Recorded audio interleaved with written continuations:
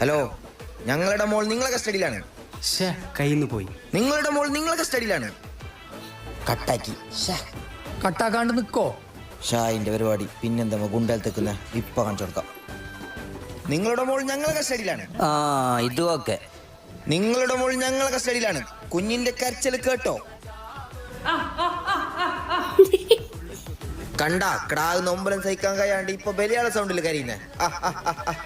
Hello hello, കട്ടാക്കി.